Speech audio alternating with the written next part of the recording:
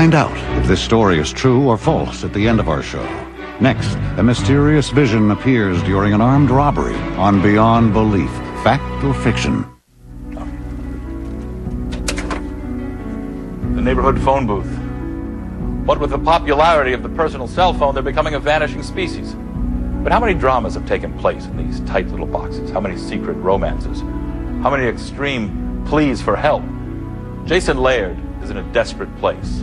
He's down to his last chance. Will he stand up for what he believes no matter what the consequence? Or will he just phone it in?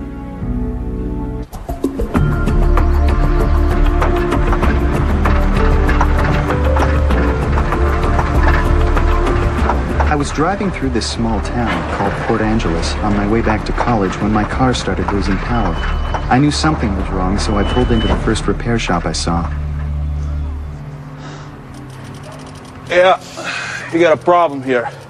Fuel pump's busted. Oh, man, I don't believe this. Well, can I make it back to school? No, without a fuel pump. Carburetor ain't getting any gas. That's why you're losing power. So how much is the new fuel pump? I don't know. Labor, parts, around $400. 400 bucks? Maybe a little more. But I gotta get back to school. Not in this car.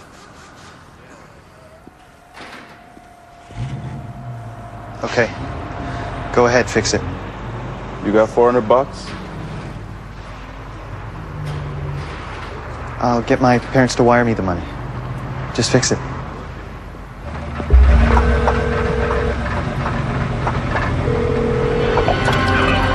Hello? Jason, is that you? Jason, is that you? There was no way I could ask my parents for more money. It was real tough talking to my dad about anything, and my mom was fighting cancer. I just couldn't go through with the call.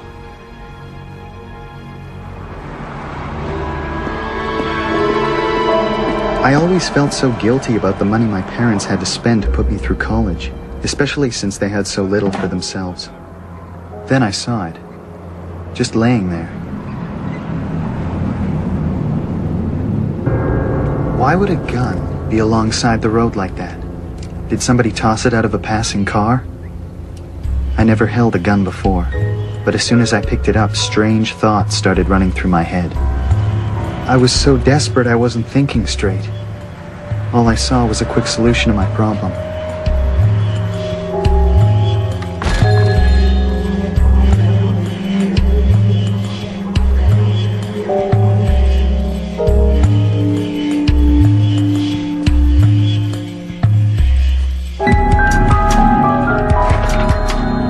I didn't want to hurt anyone, so I waited for everyone to leave. But as soon as one customer left, another one would come in.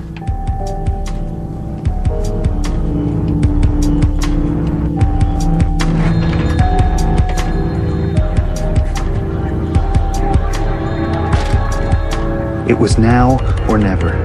All I had to do was scare the guy and take the money.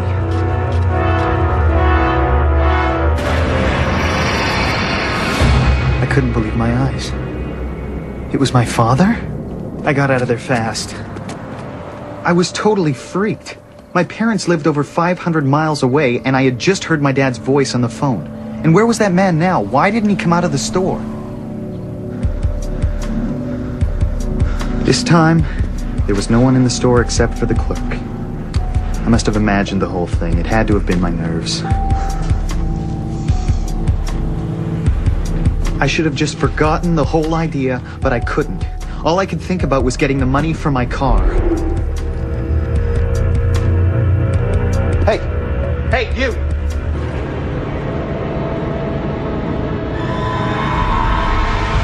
You're not my father. You can't be. No, you can't be.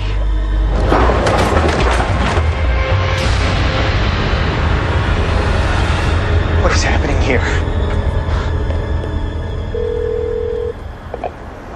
Hello, Dad?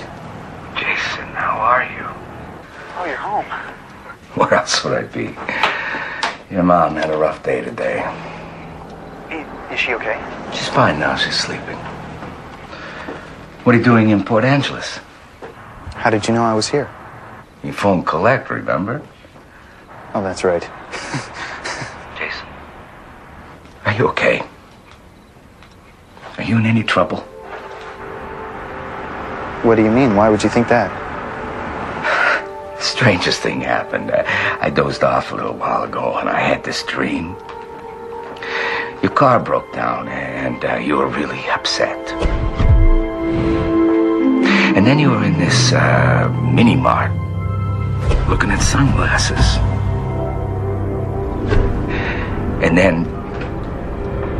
I know you'd never do this, Jason, but in a dream, you had a gun. And you reached into the till. It woke me up. It's some dream you had. Jason, you know that if you're ever in any trouble, I'm here to help. Thanks, Dad.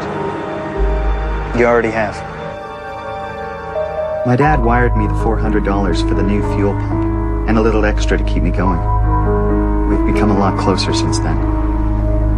I almost made the mistake of my life that night. I'm just glad someone was there to stop me, whoever it was.